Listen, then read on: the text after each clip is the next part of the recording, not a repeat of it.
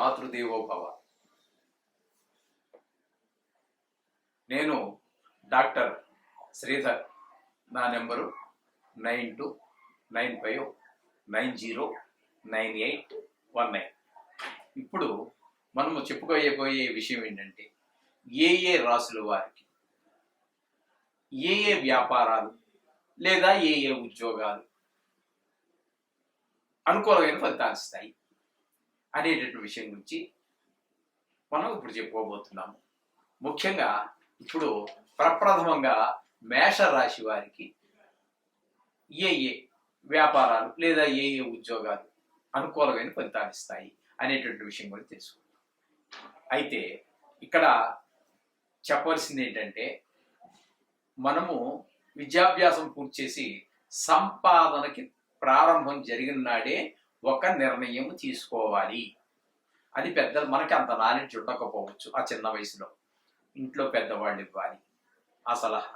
ఒకవేళ ఇంటిలోని పెద్దవాళ్ళు అన్ఎడ్యుకేటెడ్స్ అయి ఏ వ్యవసాయమో చేస్తున్నటువంటి వాళ్ళు అయితే వాళ్ళు సరి అయినటువంటి ఇప్పుడు ప్రస్తుత కాలంలో ఏం జరుగుతోంది, దేనికి డిమాండ్ ఉంది అనే విషయాలు వాళ్ళకి పెద్దగా పరిజ్ఞానం లేకపోవచ్చు.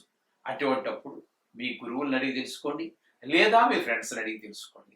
నిర్ణయం మాత్రం సరి అయిన సమయంలో సరి అయిన నిర్ణయం తీసుకోవాలి. ఏదో చేసేద్దాము అనుకుని చెప్పి మొదలుపెట్టి అందులో రాణింపు లేదని 40 సంవత్సరాలప్పుడు 45 సంవత్సరాలప్పుడు వ్యాపారం మారటం అనేది అంత కరెక్ట్ కాదని నా అభిప్రాయం. ఎందుకంటే ఆనాటికి వివాహం అయిపోతుంది, పిల్లలు 2-3 పిల్లలు ఉంటారు. ఈ కుటుంబ భారం అంతా మళ్ళీ కొత్త వ్యాపారంలోకి వెళ్ళేటప్పటికి అక్కడ మనకి 0తో ప్రారంభమవుతుంది. మళ్ళీ ఇప్పుడు ఇంతవరకు చేసినటువంటి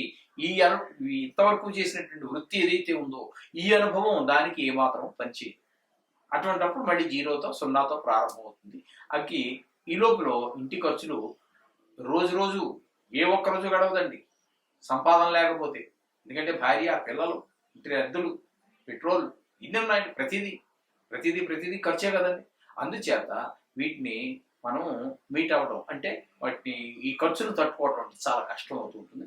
అందుచేత డెఫినెట్గా సరి అయినటువంటి సమయంలో సరి అయిన నిర్ణయం తీసుకోండి. అంతేగాని ప్రారంభించి కొన్నాళ్ళు వచ్చేస్తూ ఉంటే ఎప్పుడో అదృష్టం కలిసి వస్తే మంచిదే, వెరీ గుడ్, సంతోషం, శోభం. ఒకవేళ వ్యతిరేక ఫలితాలు వస్తే తట్టుకోవడం చాలా కష్టం అవుతుంది. ఇంటితో మనతో పాటుగా మన కుటుంబ సభ్యులు, మీ మీద ఆధారపడినటువంటి భార్య, పిల్లలు, ఇంకా ఉన్నట్టయితే తల్లిదండ్రులు అందరూ కూడా బాధపడవలసి వస్తుంది. అందుచేత సరి అయిన సమయంలో సరి అయిన నిర్ణయం తీసుకోండి. దానికోసమే ఏ రాసుల వారికి ఏ వృత్తుల్లో ఏ వ్యాపారాలలో లాభాలు బాగా వస్తూ ఉండే అవకాశం ఉన్నది అనేటువంటి విషయాన్ని మనం శాస్త్రం చెప్పిన విషయంగా మనం తెలుసు. ఇప్పుడు మనము వృశ్చిక రాశి, ఈ వృశ్చిక రాశి వారు ఏ వ్యాపారాల్లో ప్రవేశిస్తే, ఏ ఉద్యోగాల్లో ప్రవేశిస్తే వారు అనుకూలమైనటువంటి ఫలితాలు పొందగలుగుతారు, ఎందులో రాణించగలుగుతారు అనేటువంటి విషయాల గురించి మనం చర్చించుకుందాం. తద్వారా ఇవి తెలుసుకోవటం వల్ల ఆల్రెడీ ప్రారంభించేసినటువంటి వారికి 40 వయసు లేదా బాధ్యతలు నెత్తిన మీద పడినటువంటి వారికి కంటే కూడా సంపాదనలో దిగాలి అనుకునేటటువంటి వారికి మనం చెప్పుకునేటటువంటి విషయాలు చాలా ఉపయోగకరంగా ఉండేటువంటి అవకాశం ఉంటుంది. ఎందుకంటే 40-45 దాటేటప్పటికి ప్రతి వారు కూడా వివాహితులు అయిపోతారు, సంతానం కలుగుతుంది. ఆ టైంలో వృత్తి మారటం అనేటటువంటిది. ఎందుకంటే సామాన్యంగా సొంత వ్యాపారాలు అయితే అది వేరే విషయం. ఎవరి దగ్గర ఉద్యోగానికి వెళ్ళామనుకోండి, 40 దాటిన వారికి ఉద్యోగం ఇచ్చే పరిస్థితుల్లో లేరు. అందరూ చిన్నపిల్లలే కావాలనుకుంటారు, యాక్టివ్గా పనిచేస్తారు. కొంచెం 2 గంటలు ఎక్స్ట్రా అయినా కూడా చేయగలరు, ఒంట్లో ఓపిక ఉంటుంది. అన్ని రకాలుగాను కూడా ఇప్పుడు 45 దాటాక మరి ఉద్యోగం ఇవ్వడానికి వాళ్ళు నిరాకరిస్తూ ఉన్నారు. ఆ షాప్ యజమానులు కావచ్చు, వాడే సొంతంగా వాడే పెట్టుకుంటారంటే దట్ ఈస్ డిఫరెంట్, అది వేరే విషయం. కానీ ఇంకో దగ్గర పనిచేయాలంటే 40-45-50 వచ్చిన వారికి ఉద్యోగాలు దొరికేటువంటి పరిస్థితులు అయితే చాలా కష్టం. అందుచేత మనం సరి అయిన సమయంలో మనం సంపాదన దిగే ముందే ఈ విషయాలు తెలుసుకుని ముందుకు వెళ్ళినట్టయితే జీవితం ఆనందమయంగా ఉంటుంది. ఇప్పుడు మనం చెప్పుకోబోయేది వృశ్చిక రాశి వారికి ఏ వృత్తుల్లో రాణింపు వస్తుంది, ఏ ఏ ఉద్యోగాల రాణింపు వస్తుంది అనేటువంటిది. వీళ్ళు డిఫెన్స్ అంటే డిఫెన్స్ అంటే యుద్ధానికి అదే సైనికులు మిలిటరీ, వీళ్ళకి సంబంధించినటువంటివన్నీ కూడా వీళ్ళకి చాలా చక్కగా రాణిస్తారు. అలాగే లాయర్స్ అంటే అడ్వకేట్స్, అలాగే కోర్టులో ఉద్యోగం కావచ్చు, లేదా కోర్టులో చాలా రకాలు ఉన్నాయండి. అందులో లాయర్స్ కావచ్చు, న్యాయమూర్తి కావచ్చు, జడ్జి కావచ్చు, క్లర్క్స్ ఉంటారు, టైపిస్టులు ఉంటారు, అనేక రకాల అందులో కూడా చాలా ఉద్యోగాలు ఉన్నాయి. అందులో కావచ్చు చిన్న ఉద్యోగం ఆకాశ స్వీపర్ దగ్గర నుంచి జడ్జి వరకు అనేక రకాల పోస్టులు ఉంటాయి. వాటిలో ఏదైనా సరే ఈ కోర్టుల్లో కానీ లాయర్స్గా కానీ మెడిసిన్ అంటే ఒక డాక్టర్ చదవటం ఆ యొక్క డాక్టర్గా పనిచేయటం, అది ప్రైవేట్ కావచ్చు, సొంతంగా క్లినిక్ పెట్టుకుని కావచ్చు. అలాగే కెమిస్టు అంటే మెడికల్ షాపులు పెట్టుకోవడం, లేదా మెడికల్ షాపుల్లో పనిచేయటం. మెడికల్ షాప్ పెట్టుకుంటే మరి కొంచెం ఎక్కువ ఉంటుంది పనిచేసేవాడికి. అలాగైనా కూడా ఎక్కడైనా పనిచేసేవాడికి కొంచెం మరి షాప్ ఓనర్ ఉన్నంత మరి షాప్ ఇది పనిచేసేవాడికి ఎట్లా ఉంటుందని ఆ విధంగా కెమిస్ట్, అలాగే సర్జన్స్ డాక్టర్ అంటే శస్త్రచికిత్సలన్నీ చేసేటటువంటి వాడిగా, అలాగే రీసెర్చ్ సెంటర్స్, అలాగే ఐరన్ అంటే ఇనప వ్యాపారంలో, అలాగే స్టీలు అంటే స్టెయిన్లెస్ స్టీల్ లాంటివి అన్నమాట. ఇంకా ఫిజిషియన్స్, ఇవన్నీ కూడా ఈ యొక్క వృశ్చిక రాశి వారికి చాలా అనుకూలమైనటువంటి ఫలితాలు వస్తూ ఉంటాయి. తద్వారా వారు జీవితంలో ఒక ఆర్థిక ఇబ్బందులు లేకుండా పైకి ఎదగడానికి చాలా అవకాశం ఉండేటటువంటి వృత్తులు ఈ వృశ్చిక రాశి వారికి. చేత ఈ విధమైనటువంటి నిర్ణయాలు తీసుకొని మీరు ముందుకు వెళ్తే బాగుంటుంది. శోభం పోయాలి. ఇప్పుడు మనము మీన రాశి వారికి ఏ ఏ వ్యాపారాలు కలిసి వస్తాయి, లేదు ఏ ఏ ఉద్యోగాల్లో అయితే రాణిస్తారు అనేటువంటి విషయాన్ని గురించి మనం తెలుసుకుందాం. ఇది తెలుసుకున్న వారు సరియైన వయసులో ఉన్నవారైతే, అంటే వ్యాపారానికో లేదా సంపాదన ప్రారంభించినటువంటి వారు ఎవరైతే ఉన్నారో, ప్రారంభించేటటువంటి వారు విద్య పూర్తి అయిపోయింది, లేదా ఎక్కడో ఏదో నేర్చుకున్నారు, ఇంకక్కడ సంపాదన మీరు సొంతంగా చేయాలనుకున్నటువంటి వారు తప్పకుండా ఇటువంటి వాటిని వినడం ద్వారా లేదా పెద్దలను సంప్రదించడం ద్వారా, మనకి సలహా పెద్దవాళ్ళు ఇస్తే బాగుంటుంది.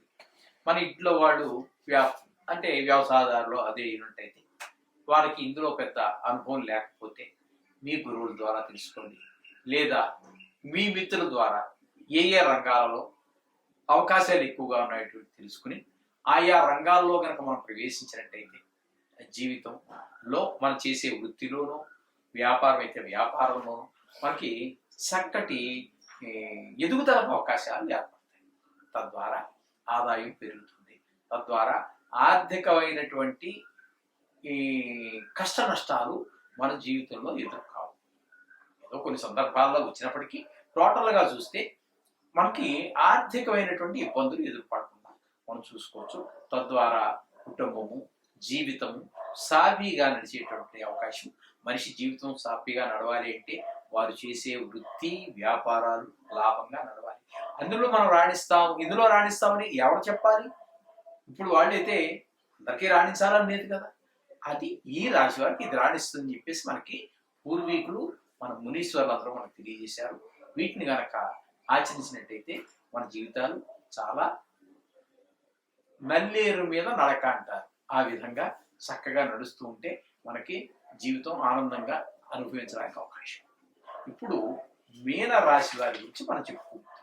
ఈ మీన రాశి వారికి ఆయుధాల వ్యాపారం చాలా అనుకూలిస్తుంది. అలాగే వాటర్ సప్లై వర్క్స్ చెప్పుకున్నాం కదా ఇంతకు ముందు కూడా 2-3 రాశుల్లో మనం చెప్పుకోవడం జరిగింది. ఈ వాటర్ అనేటటువంటి ఒక్కొక్క ప్రాంతంలో ఒక్కొక్క రకంగా ఉంటుంది.